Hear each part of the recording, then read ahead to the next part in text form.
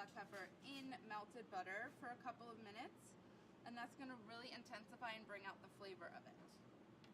We're not looking for browned butter here, just melted butter that's hot enough to bloom these spices.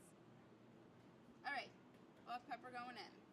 You'll see that immediately it starts to turn darker, and you're seeing a little bit of sizzling. That's what you're looking for.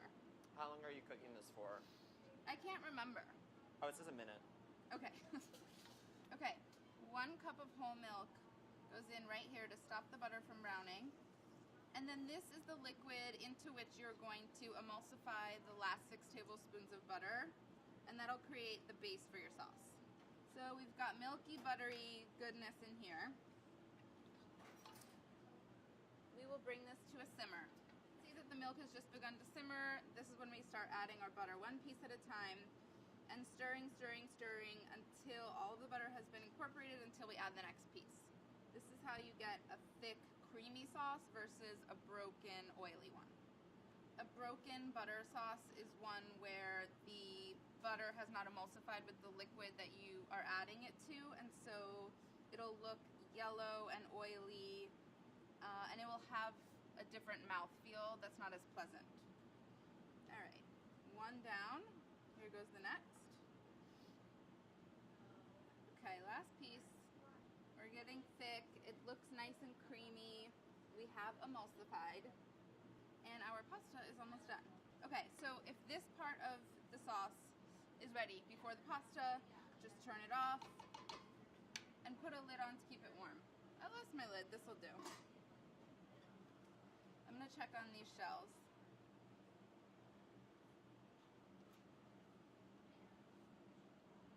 Crunchy. Needs a couple more minutes. To be honest, this isn't really your moment for super al dente pasta.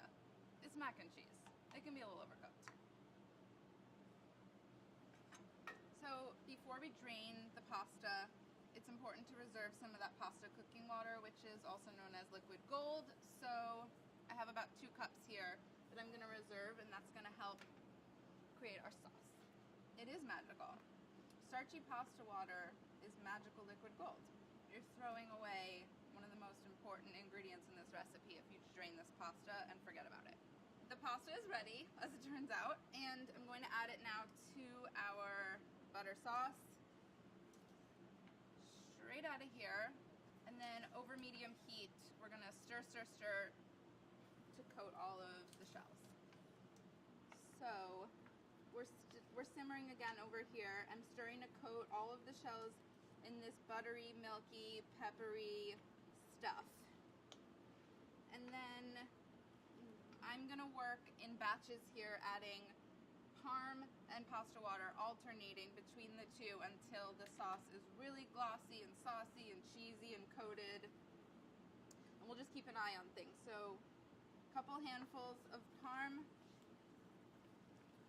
Important to keep it just simmering as you do this, and that'll help melt the cheese.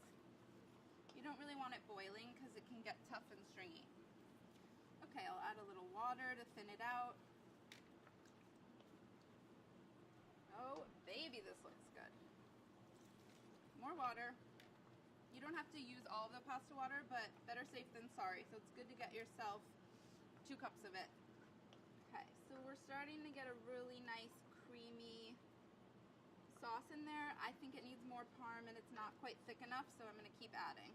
You could totally do this with other cheese. I think actually a lot of readers who have been making it have been swapping in different cheese besides parm, or you could mix a couple of different cheeses. The method should work either way. So it's pretty riffable. Alright, that's the end of the cheese. We are looking pretty nice. See that burbling sauce? I mean, it looks like boxed mac and cheese, but does it taste like it? No. So I haven't added any salt to this, but the pasta water was seasoned and the parm's pretty salty, so I'm gonna give it a taste before I add any more.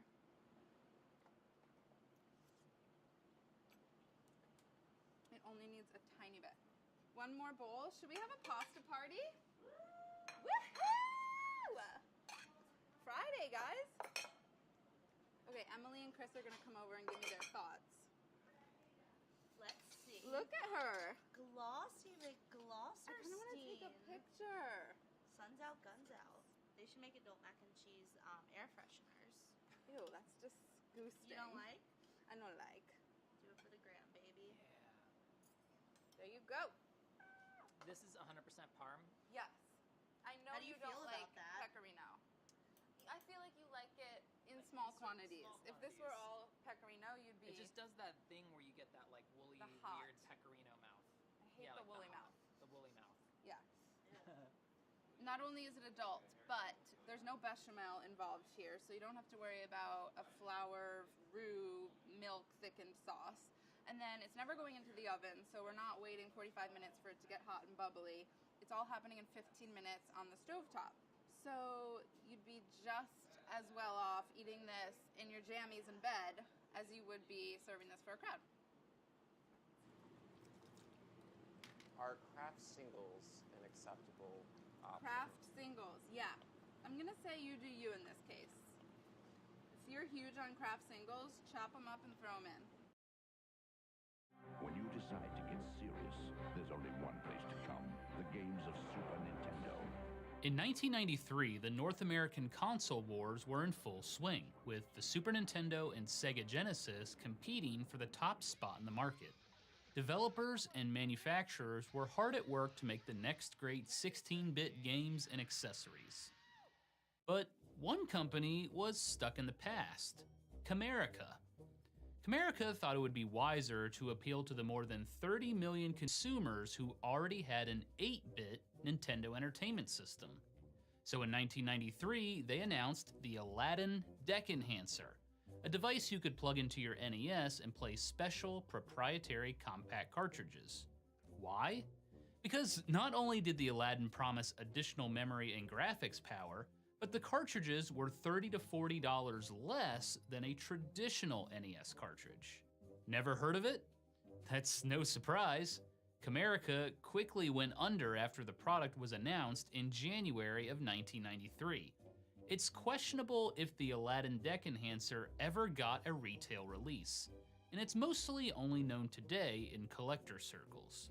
So, let's take a look at the Aladdin Deck Enhancer, the company behind it all, and why it faded into obscurity. Camerica was founded as a giftware wholesaler in 1987 by David J. Harding. Based out of Ontario, Canada, Camerica sold items such as porcelain bears, pottery, and crystal glassware to gift shops, but they soon got into the fast-growing video game business. Their first products were wireless controllers for the Nintendo Entertainment System, such as the Freedom Stick and the Supersonic Joystick. Set you free! No wires! Camerica also made the Freedom Connection, which turned any controller into a wireless controller. They had a few wild ideas teased in magazines, including a portable Nintendo Entertainment System called the Nintendo Express, but they were never released. Camerica really hit it big in 1990 when they released the Game Genie, a device that allowed players to add and create cheat codes for their NES games. A video game company based out of the UK known as Codemasters developed the Game Genie. When founders Richard and David Darling went to Nintendo to inquire about licensing, they were turned away. So instead, they licensed the device to Camerica. To help with distribution outside of Canada, Camerica licensed the Game Genie to toy company Galoob, which would distribute the device throughout the United States and Europe.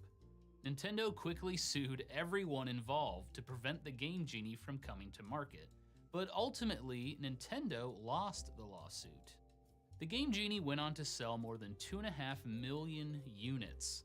It was so popular that Codemasters made versions for the Game Boy, Game Gear, Sega Genesis, and Super Nintendo. The Game Genie also helped establish a strong relationship between Camerica and Codemasters. The two companies formed an agreement where Camerica would essentially become the sales distribution arm for Codemasters products. Camerica decided to publish several of Codemasters' games as unlicensed Nintendo cartridges. The cartridges were either gold or silver, and each one had a switch on the back to get around the NES lockout chip. Depending on the version of NES hardware, players would set the switch to either A or B. The switch essentially crashed the NES lockout chip, allowing the games to play. They put out several titles, including Stunt Kids, Super Robin Hood, and The Fantastic Adventures of Dizzy. Camerica relied heavily on grassroots advertising. They would release titles to rental stores 30 days in advance so players could try the games out before buying them. They also advertised on the Home Shopping Network. HSN got 30-day exclusivity before the games hit stores. They even signed 1990 Nintendo World Champion Thor Ackerlund to an endorsement deal. Ackerlund promoted the games in magazines, commercials, and on the Home Shopping Network. Camerica games weren't sold at massive toy chains like Toys R Us, but they were widely available at department stores like Walmart, and smaller chains like Electronics Boutique and KB Toys. Camerica and Codemasters' unlicensed games sold relatively well, but the biggest problem was developer costs. Making unlicensed games was expensive and time-consuming, and the profit margins weren't great. Richard and David Darling of Codemasters thought there could be a better way, and they came up with the Aladdin Deck Enhancer. Traditional NES cartridges contain several components, including the game ROM chip and security chip. The problem was, every time a cartridge had to be made, every single component had to be included, making costs high. Codemasters took most of the chips and put them inside the Deck Enhancer. On the game cartridges was just the game ROM. Therefore, companies could develop games without having to pay for extra chips on every cartridge, which would make games significantly cheaper. Camerica thought the idea was brilliant and agreed to license and distribute the device. While a large portion of the gaming population was moving on to the 16-bit systems, there were more than 30 million NES systems already out there. In fact, many parents were upset that the 16-bit Super Nintendo wasn't backwards compatible with the NES and refused to upgrade. I'm going to say no, and I'm going to explain to him how people market things to make you spend more money. Camerica thought they could take advantage of the lack of new NES games by introducing the Aladdin with various budget titles. It could extend the life of the system. In 1992, at the Summer Consumer Electronics Show, Camerica teased their new product, which at the time was called the Aladdin System. A Swedish magazine, Nintendo Magasinet, seemed to like the idea, but also stated, "What Nintendo's lawyers have to say about this, we don't know." On January 7th, 1993, at the Winter Consumer Electronics Show in Las Vegas, Camerica unveiled their new device, the Aladdin Deck Enhancer, to the public. The Deck Enhancer itself would retail for $39.99 and come packaged with a game. Additional games would cost between $17.99 and $19.99. At the time, Camerica was only planning to release the Aladdin Deck Enhancer in North America. Camerica president David J. Harding boasted, "Our Aladdin Deck Enhancer is like a wish in hard times for families that have longed for quality video game entertainment at a recession-busting price." So, now that you know more about the history, let's talk about the actual device. Let's take a look at the packaging. The bottom right corner says the Deck Enhancer will upgrade your Nintendo Entertainment System. Oh, that's interesting. Upgrade it with what?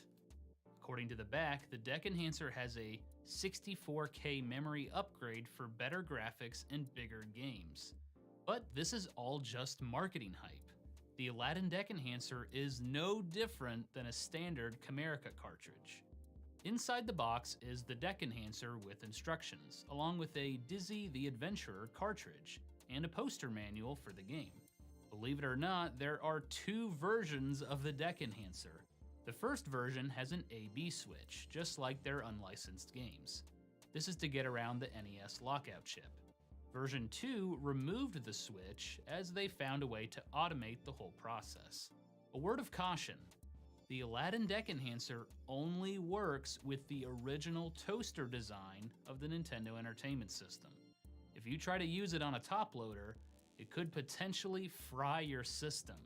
It also needs the NES lockout chip to work, so it doesn't work with third-party consoles like the Retron or the Analog NT Mini. To use the device, just plug in a compact cartridge into the deck enhancer, then use it like you would any NES cartridge. They even come out to about the same size. So how about the games? The Aladdin Deck Enhancer only had 7 games, and besides the pack-in title, all of them had previously been released as a standalone cartridge.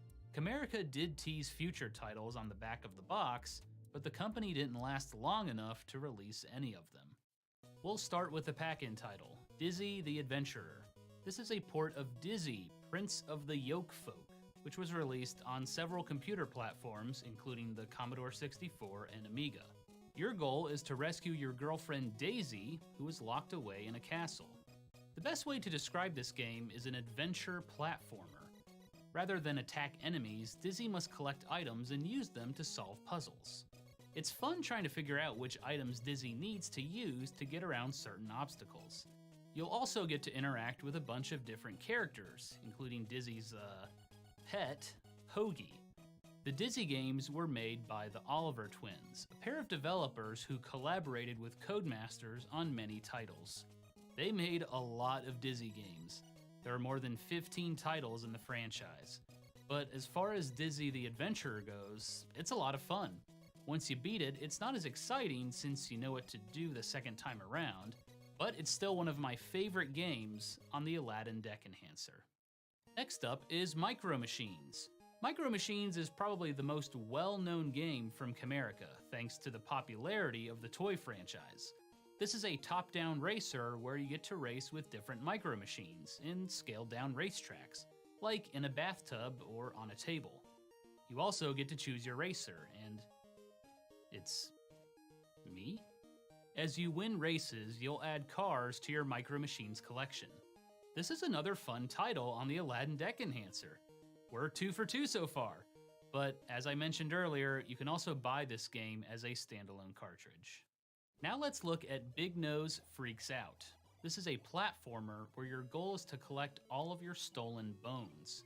But instead of walking on 2 feet, Big Nose rolls around on a wheel. It almost feels like a Sonic game. Momentum plays a big role in making some jumps, and you can even launch off of ramps. Collecting power stones gives you a projectile you can fire, but once you get hit, you lose the power-up. Get hit again, and you're dead. Jumping on mushrooms reveals power-ups, but it can also cause problems. Sometimes it will cause a lightning storm, or even reverse your controls. Big Nose Freaks Out is a decent platformer, but can be a bit of a challenge. There's also no music in any of the levels, which was an odd choice. I found the prequel, Big Nose the Caveman, more enjoyable. Camerica was planning to release this on the Aladdin Deck Enhancer, but it never came out. Here we have 4 games in one with Quattro Sports. The 4-in-1 cartridges were unique to Camerica, and they marketed them heavily in their advertisements. Unfortunately, most of these games are poor. First up is Baseball Pros, featuring teams from around the world, including the Fightin' Bears of Moscow. This game is bogged down by issues.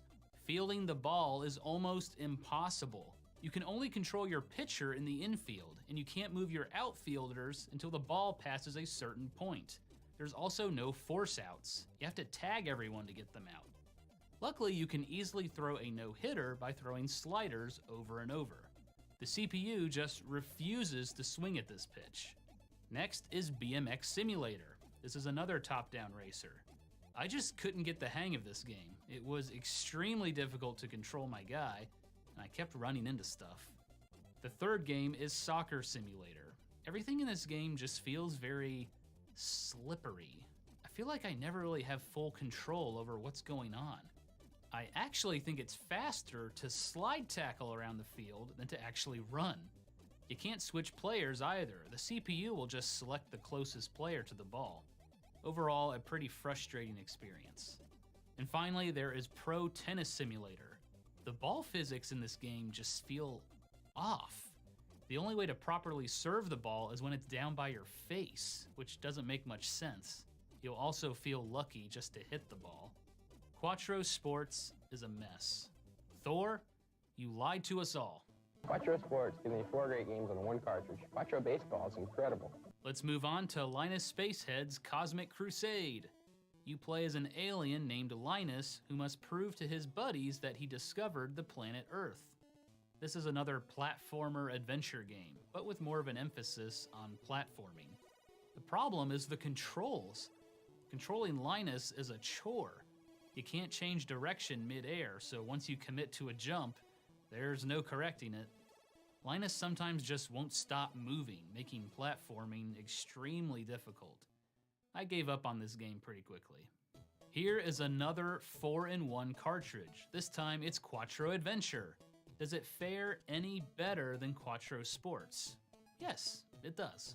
The first title is, oh boy, another Linus Spacehead game. It suffers from the same issues as Cosmic Crusade. Hard pass. Next is Super Robin Hood. This is another game from the Oliver twins, the creators of Dizzy. You play as Robin Hood, making your way through a dungeon and collecting keys and treasure. You also have a bow and arrow you can shoot to defeat enemies. It reminds me a lot of Lode Runner, which is a good thing. The third game is Boomerang Kid. This feels like an old school arcade game. The goal is to collect boomerangs and exit as fast as possible, all while avoiding the dangers of the outback. Despite being the Boomerang Kid, you don't actually get to throw a boomerang. You also can't fall from heights, or you'll lose a life. It's not a bad game, but it's also not a very exciting one. The final game in Quattro Adventure is Treasure Island Dizzy. This is similar to Dizzy the Adventurer. You collect items to solve puzzles and get past obstacles. However, it doesn't run as smoothly. It's also more difficult because you only get 1 life. This is frustrating because there's a lot of gotcha traps in the game, so it's a lot of trial and error. We have reached our final game, The Fantastic Adventures of Dizzy. This is the biggest Dizzy game on the NES. It also won Best Adventure Game in Game Players magazine. Dizzy's girlfriend Daisy has once again been kidnapped and you have to rescue her. This is your standard Dizzy game. Collect items to solve puzzles and traverse obstacles. And it's much bigger than Dizzy the Adventurer. The Aladdin Deck Enhancer version of this game is slightly different than the standalone cartridge. It plays a little faster and gives you 250 stars to collect instead of 100. Overall, another fun Dizzy game. Camerica had big plans for the Aladdin Deck Enhancer. They set aside $3 million for advertising and expected the device to account for 60% of their business in 1993. Camerica planned to release more than 35 games for the device that year. Magazines like Electronic Gaming Monthly wrote up previews. Codemasters was exploring making a version of the device for the Super Nintendo and Sega Genesis. On paper, the future looked bright for Camerica and the Aladdin Deck Enhancer, but the reality of the situation was much different. Internally, Camerica had major issues. Due to poor product quality, retailers got a lot of returns on Camerica products, including their joysticks and unlicensed games. Camerica's giftware division struggled due to an economic recession. Gift shops had trouble moving product, and Camerica was stuck with tons of inventory. By June of 1993, less than 5 months after the Aladdin Deck Enhancer was announced, Camerica filed for bankruptcy. It's not clear if the Aladdin Deck Enhancer ever got released. There are no known advertisements of it being for sale. If it did get out, it was a very limited release. So if the Aladdin Deck Enhancer was never released, how am I holding one right now? Well, in 1996, a store based out of New Jersey called Video Game Connections bought a ton of old Camerica inventory from a liquidator out of Brooklyn, New York. The store owner estimated there were between 5,000 and 10,000 deck enhancers, with similar quantities of each game. Over the years, even more liquidators began selling them. Listings soon popped up on eBay, and the rest is history. Even today, you can buy an Aladdin with every game brand new for about $100. The idea of the Aladdin Deck Enhancer isn't a bad one at all. Imagine if Nintendo included the standard cartridge chips within the Super Nintendo. Games would be way cheaper, since publishers would only have to manufacture the game's ROM chip. But Chimera